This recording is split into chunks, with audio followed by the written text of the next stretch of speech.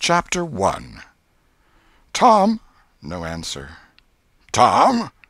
No answer. What's gone with that boy, I wonder? You, Tom. No answer. The old lady pulled her spectacles down and looked over them about the room. Then she put them up and looked out under them. She seldom or never looked through them, for so small a thing as a boy. They were her state pair, the pride of her heart, and were built for style, not service. She could have seen through a pair of stove-lids just as well. She looked perplexed for a moment, and then said, not fiercely, but still loud enough for the furniture to hear, "Well, I lay if I get hold of you, I'll—" She did not finish, for by this time she was bending down and punching under the bed with a broom, and so she needed breath to punctuate the punches with. She resurrected nothing but the cat. "I never see the beat of that boy." She went to the open door and stood in it, and looked out among the tomato vines and jimpson weeds that constituted the garden. No Tom. So she lifted up her voice at an angle calculated for distance, and shouted, "You, Tom!" There was a slight noise behind her, and she turned just in time to seize a small boy by the slack of his roundabout and arrest his flight. "There! I might 'a' thought of that closet. What you been doing in there?" "Nothing." "Nothing? Look at your hands, and look at your mouth. What is that truck?" "I don't know, Aunt." "Well, I know. It's jam, that's what it is. 40 times I've said if you didn't let that jam alone I'll skin you. Hand me that switch." The switch hovered in the air. The peril was desperate. "My, look behind you, Aunt!" The old lady whirled round and snatched her skirts out of danger. The lad fled on the instant, scrambled up the high board fence, and disappeared over it.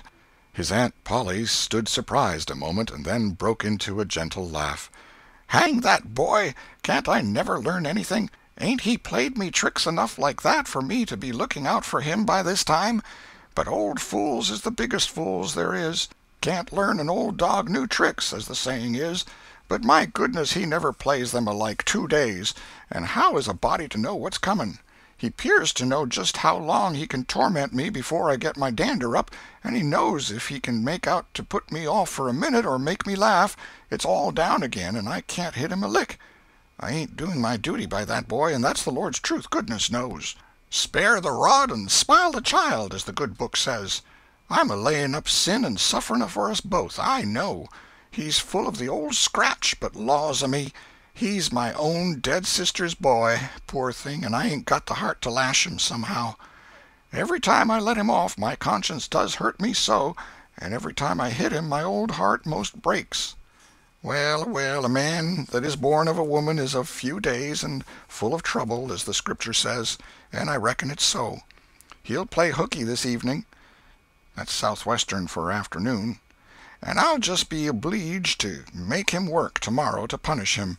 It's mighty hard to make him work Saturdays when all the boys is having holiday, but he hates work more than he hates anything else, and I've got to do some of my duty by him, or I'll be the ruination of the child." Tom did play hookey, and he had a very good time. He got back home barely in season to help Jim, the small colored boy, saw next day's wood, and split the kindling before supper. At least he was there in time to tell his adventures to Jim, while Jim did 3/4 of the work. Tom's younger brother, or rather half-brother, Sid, was already through with his part of the work, picking up chips, for he was a quiet boy and had no adventurous, troublesome ways. While Tom was eating his supper and stealing sugar as opportunity offered, Aunt Polly asked him questions that were full of guile and very deep, for she wanted to trap him into damaging revealments. Like many other simple-hearted souls, it was her pet vanity to believe she was endowed with a talent for dark and mysterious diplomacy, and she loved to contemplate her most transparent devices as marvels of low cunning. Said she, "Tom, it was middling warm in school, wasn't it?" "Yes'm." "Powerful warm, wasn't it?" "Yes'm." "Didn't you want to go in a-swimming, Tom?" A bit of a scare shot through Tom, a touch of uncomfortable suspicion. He searched Aunt Polly's face, but it told him nothing. So he said, "No'm, well, not very much." The old lady reached out her hand and felt Tom's shirt, and said, But you ain't too warm now, though."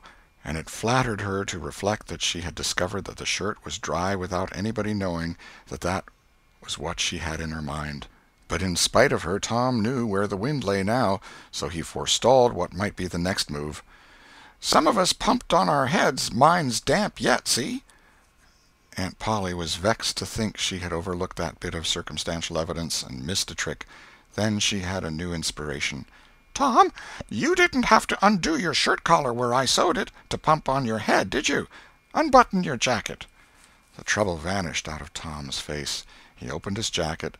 His shirt collar was securely sewed. "Bother! Well, go 'long with you. I'd made sure you'd played hooky and been a-swimming, but I forgive you, Tom. I reckon you're a kind of singed cat, as the saying is, better'n you look, this time." She was half sorry her sagacity had miscarried, and half glad that Tom had stumbled into obedient conduct for once. But Sidney said, "Well, now if I didn't think you sewed his collar with white thread, but it's black." "Why, I did sew it with white, Tom." But Tom did not wait for the rest. As he went out the door, he said, "Siddy, I'll lick you for that." In a safe place Tom examined 2 large needles, which were thrust into the lapels of his jacket, and had thread bound about them. One needle carried white thread, and the other black. He said, "She'd never noticed if it hadn't been for Sid. Confound it! Sometimes she sews it with white, and sometimes she sews it with black. I wish to Jiminy she'd stick to one or t'other. I can't keep the run of 'em. But I bet I'll learn Sid for that. I'll learn him." He was not the model boy of the village. He knew the model boy very well, though, and loathed him. Within 2 minutes, or even less, he had forgotten all his troubles. Not because his troubles were one whit less heavy and bitter to him than a man's are to a man, but because a new and powerful interest bore them down and drove them out of his mind for the time, just as men's misfortunes are forgotten in the excitement of new enterprises. This new interest was a valued novelty in whistling, which he had just acquired from a negro, and he was suffering to practice it undisturbed. It consisted in a peculiar bird-like turn, a sort of liquid warble, produced by touching the tongue to the roof of the mouth at short intervals in the midst of the music. The reader probably remembers how to do it, if he has ever been a boy. Diligence and attention soon gave him the knack of it, and he strode down the street with his mouth full of harmony and his soul full of gratitude. He felt much as an astronomer feels who has discovered a new planet. No doubt, as far as strong, deep, unalloyed pleasure is concerned, the advantage was with the boy, not the astronomer.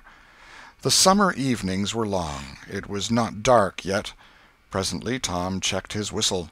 A stranger was before him, a boy a shade larger than himself.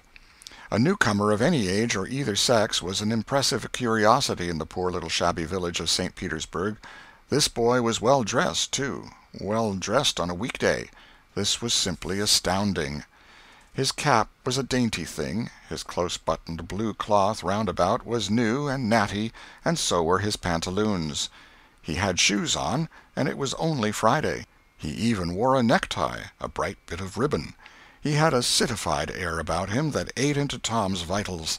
The more Tom stared at the splendid marvel, the higher he turned up his nose at his finery, and the shabbier and shabbier his own outfit seemed to him to grow. Neither boy spoke. If one moved, the other moved, but only sidewise, in a circle. They kept face to face and eye to eye all the time. Finally Tom said, "I can lick you." "I'd like to see you try it." "Well, I can do it." "No, you can't either." "Yes, I can." "No, you can't." "I can." "You can't." Can't." An uncomfortable pause. Then Tom said, "What's your name?" "'Tisn't any of your business, maybe." "Well, I 'low I'll make it my business." "Well, why don't you?" "If you say much, I will." "Much, much, much. There now." "Oh, you think you're mighty smart, don't you? I could lick you with one hand tied behind me if I wanted to." "Well, why don't you do it? You say you can do it." "Well, I will, if you fool with me." "Oh, yes, I've seen whole families in the same fix."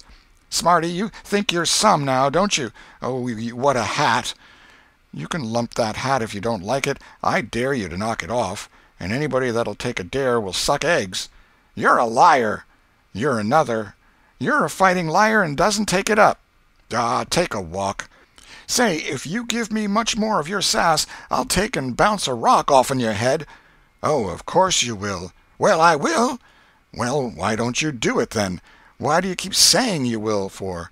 Why don't you do it? It's because you're afraid." "I ain't afraid." "You are." "I ain't." "You are." Another pause, and more eyeing and sidling around each other. Presently they were shoulder to shoulder. Tom said: "Get away from me." "Go away yourself." "I won't." "Well, I won't either." So they stood, each with a foot placed at an angle as a brace, and both shoving with might and main and glowering at each other with hate. But neither could get an advantage.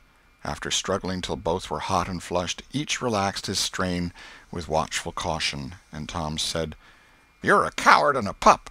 I'll tell my big brother on you, and he can thrash you with his little finger, and I'll make him do it, too." "What do I care for your big brother? I've got a brother that's bigger than he is, and what's more, he can throw him over that fence, too."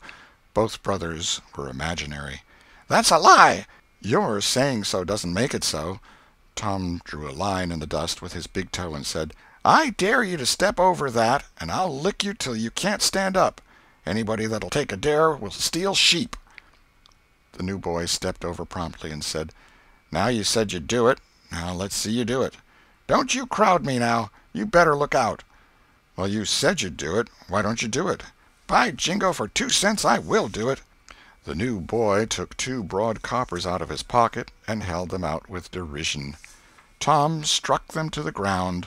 In an instant both boys were rolling and tumbling in the dirt, gripped together like cats, and for the space of a minute they tugged and tore at each other's hair and clothes, punched and scratched each other's noses, and covered themselves with dust and glory. Presently the confusion took form, and through the fog of battle Tom appeared, seated astride the new boy, and pounding him with his fists. "Holler 'nuff," said he. The boy only struggled to free himself. He was crying, mainly from rage. "Holler 'nuff," and the pounding went on. At last the stranger got out a smothered "'Nuff," and Tom led him up and said: "Now that'll learn you. Better look out who you're fooling with next time."